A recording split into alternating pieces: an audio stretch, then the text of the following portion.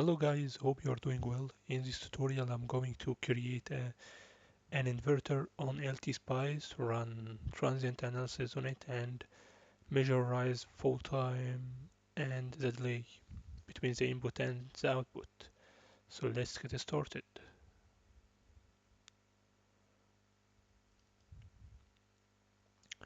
Okay, let's add new schematic. Then start adding our components.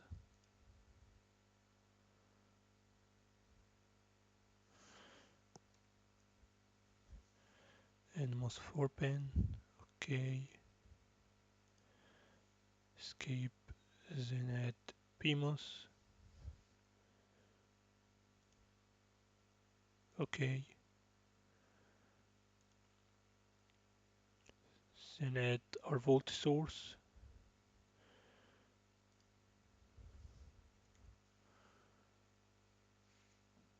okay, we need one for the input and one for the passing, and let's add some ground, one here, one here, and one here. Now let's connect our components together.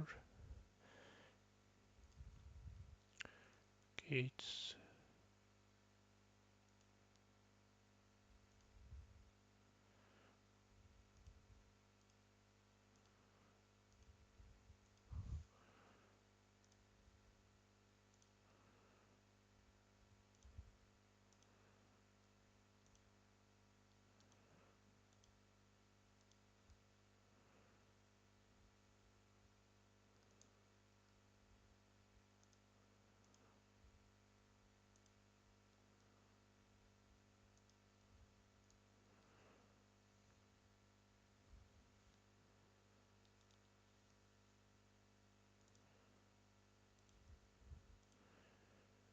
Now this is supply, so let's connect both of them together by labels.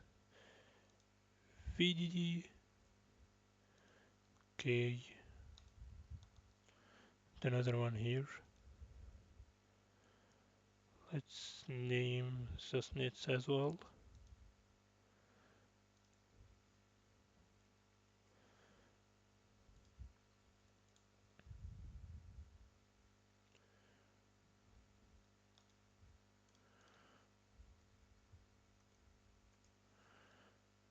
Okay, let's add a load capacitance.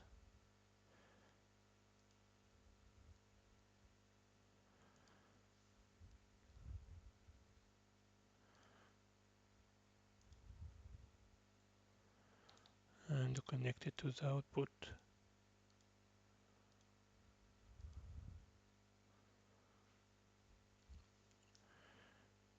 Okay, now let's set the value of our components. For the cap, I will pick 10 femto. For the supply, 1.8. And for this source, let's go to advanced because we are running transient analysis, so we need to use either sine or pulse. I will pick pulse source. V initial 0, starting value, and the V on 1.8. And T delay, let it be 1 nano. For T rise, 50 pico, T fall 50 pico as well, and T on let it be 0.5 nano, and the full period is 1 nano. Then okay. Now for our devices, the MOSFET and NMOS, we need to add the model that has the parameters that describing these devices.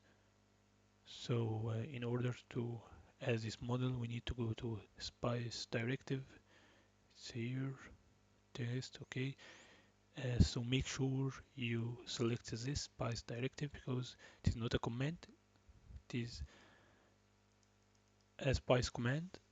So let's add .lib and as the path of our model file. In this case, I downloaded this model file. It's created by Boris Merman from Stanford. Here is the model of NMOS and the model of the PMOS. It is 180 nanotechnology. So here is the path. Let's add it here, and the name of the file.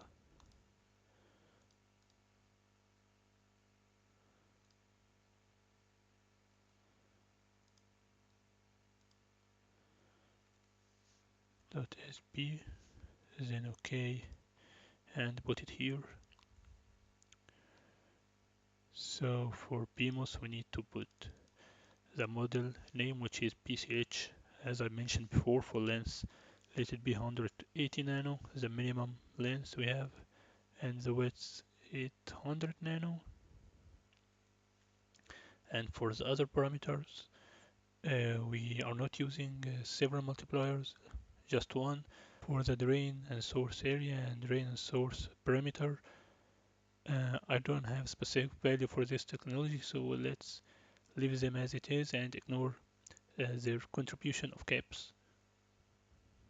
Okay, for NMOS, the model name is NCH and 180 nano and 400 nano for the widths. I picked the width of NMOS to be the half of the PMOS because the NMOS has higher mobility than the PMOS. So I did so I can get almost equal rise and fall time. And for other parameters, I will leave them as I did with the PMOS. Then OK. Now we need to set our analysis. Go to Edit, Spice Analysis, Transient Stop Time. Let me run it. Simulation for 10 nano. And the maximum time step is step that used by our simulator to make its calculation. So let it be 20 pico. And for the time to start saving data, let it be from the beginning. So I will leave it as it is, so it is 0. Then put it here. Then let's run the simulation.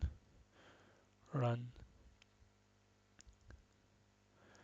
Okay, here is the log file. It says that the operating point succeeded, and this what we care about it. You got an error because the simulator cannot recognize this parameter, so it ignored it, but it doesn't affect our simulation, and the simulation is done.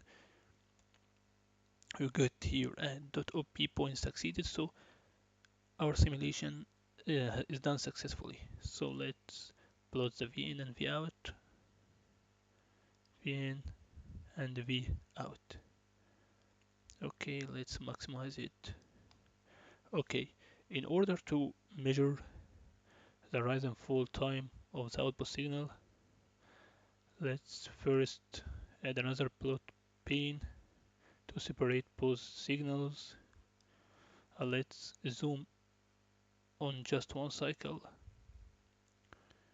Okay, and add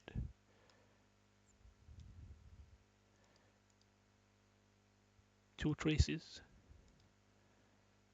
Okay, so the rise and fall time for the rise. So the rise time is time taken for the signal to go from 10% of the supply to 90% of the supply, or the estimated.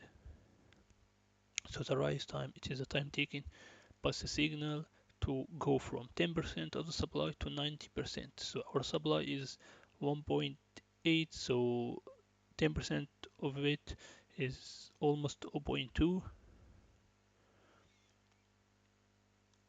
Okay, and for 90% it is approximately 1.6. Okay, so the rise time So the rise time is this horizontal difference or horizontal space, which is 96 pico. For the fall time, it is the time taken by the signal to go from 90% of the supply to 10%, which in our case, okay, it is 54 picoseconds. So the rise time is almost double the fall time. This is because the PMOS is weaker than the NMOS. The NMOS can discharge the cap faster than the PMOS can charge it. So we need so in order to have higher rise time, we need to get our PMOS stronger. We need to increase its width. So let's double its width of our PMOS and rerun our simulation.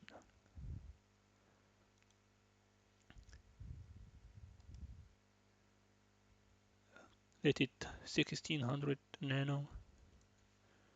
Sorry.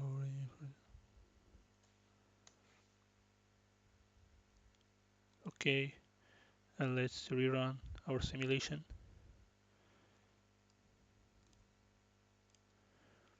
Let's zoom in just one cycle.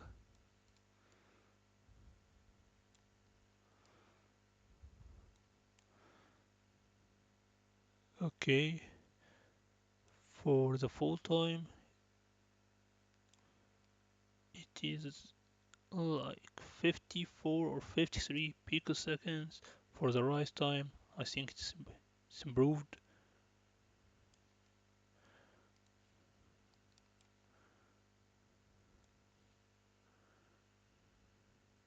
and it is 56. Now we almost got equal rise and fall time. So to measure the delay between the input and the output, let's delete these cursors and add cursor for VN, first cursor, okay,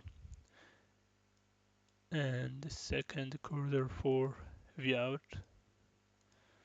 and measure 50%,